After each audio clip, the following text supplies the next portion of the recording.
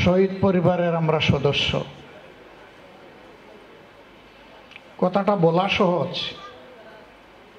কিন্তু হৃদয়ের মানচিত্রে এটাকে ধারণ করে রাখা অত সহজ নয়। আমরা চেষ্টা করছি, শুধু শহীদ না, যারা জীবন্ত শহীদ তাদেরকেও একই মানচিত্রে আমরা যেন গভীর শ্রদ্ধার সাথে, ভালোবাসার সাথে ধারণ করতে পারি। এই ক্ষেত্রে আমাদের কোনো রাজনীতি নাই, এই ক্ষেত্রে আমাদের মানবিক দায়িত্ব। এ নিয়ে যারা রাজনীতি করবে তারা করুক, আমাদের প্রয়োজন নাই সেই রাজনীতির। আমরা যেমনটা বলেছি তেমনটাই থাকতে চাই।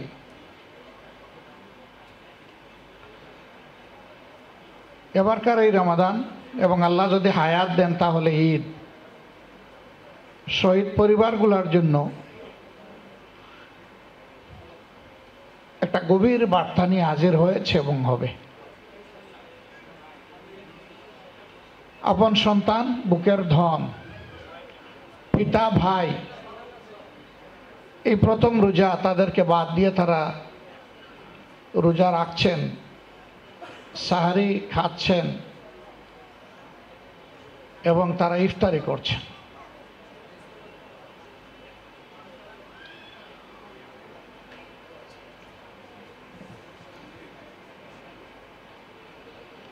আমার বিশ্বাস পরিবারের এই সদস্যরা জীবনের অন্য সময়ের মতো এবার সাহারিতে আহার তাদের মুখে সেভাবে উঠে না। সব আছে সামনে, কিন্তু মুখে উঠে না। একই অবস্থা হয়তো বা ইফতারের সময়।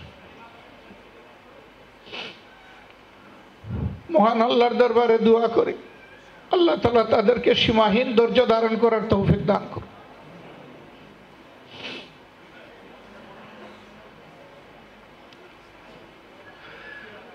আমাদের প্রত্যেকেরই এক একটা ক্ষুদ্র পরিবার আছে, কারো মা বাবা সহ স্ত্রী, পুত্র, কন্যা, ভাই বোন, কারো হয়তো আরো ছোট।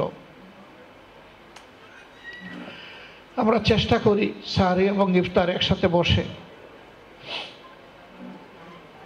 এই শহীদ পরিবারগুলোও চেষ্টা করে, কিন্তু ওই একটা আসন খালি।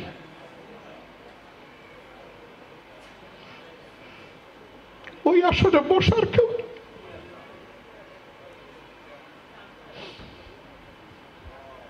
মহান আল্লাহর দরবারে দোয়া করি, আল্লাহ যেন ওই আসনটা একজন রহমতের ফেরেশতা দিয়ে পূরণ করে দেন।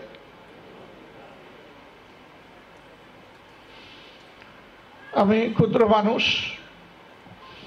যেহেতু বলেছি যে শহীদ পরিবারগুলা আমাদের সদস্য আর আমরা তাদের পরিবারের সদস্য।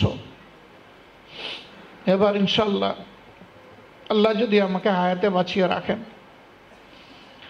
তাহলে আমার ক্ষুদ্র পরিবারের সাথে ঈদ হবে ঈদের পরের দিন। আর ঈদের দিনটা ঘুরে ঘুরে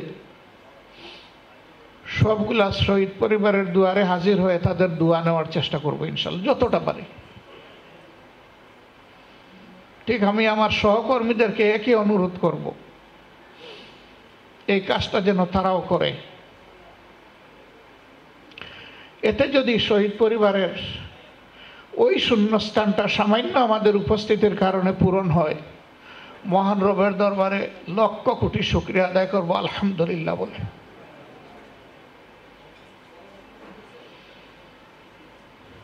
আজকে মানুষ মুখ খুলে কথা বলতে পারছে, কিছুটা স্বস্তির সাথে চলাফেরা করতে পারছে, যে শহীদ এবং আহত ভাই বোনদের ত্যাগের বিনিময়ে। আমি দেশবাসীকে অনুরোধ করব, তাদের জীবন এবং রক্তের সাথে আমরা যেন এমন কোনো কাজ না করি যেটা তাদের রক্ত এবং জীবন অপমানিত হবে।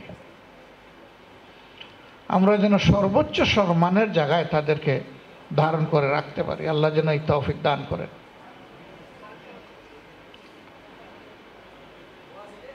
আমরা যে শহীদ স্মরণিকাটা প্রকাশ করেছি এটা আপনাদের সহযোগিতার কারণেই সম্ভব হয়েছে। আমরা বলেছিলাম যে আপনাদের কাছে স্মরণিকা পৌঁছে যাবে, পরপর কিছু জরুরি কাজ পড়ায় আমরা এখনো পৌঁছাতে পারিনি। আমরা চেষ্টা করব রমজান মাসের ভিতরেই আপনাদের সবার কাছে 10টা ভলিউমের মধ্যে যে ভলিউমে এই শহীদের নামটা আছে অন্তত এই ভলিউমটা আপনাদের হাতে তুলে দেওয়ার।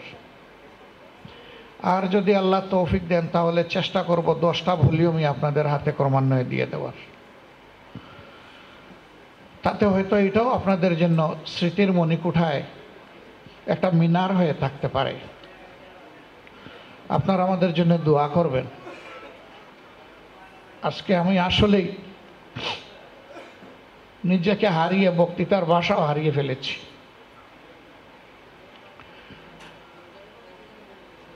আমরা সবাই মিলে যেহেতু আমরা ঘোষণা দিয়েছি যে আমরা একটা পরিবারভুক্ত,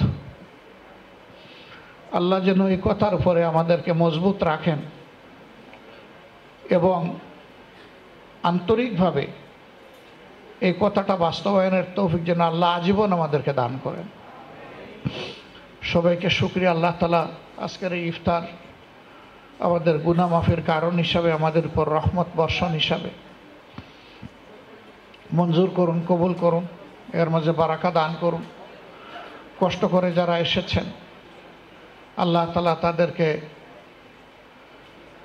সুস্থ হায়াত, উন্নত জীবন, উচ্চ ঈমান, গভীর দেশপ্রেম এবং মানবতার প্রতি ভালোবাসা সকলের হৃদয়ে যেন আল্লাহ তাআলা পয়দা করে দেন।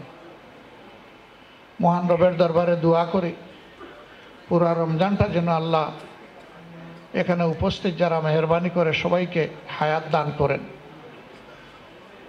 কারণ এই রমজানে দুটি বিশেষ সুসংবাদ রয়েছে।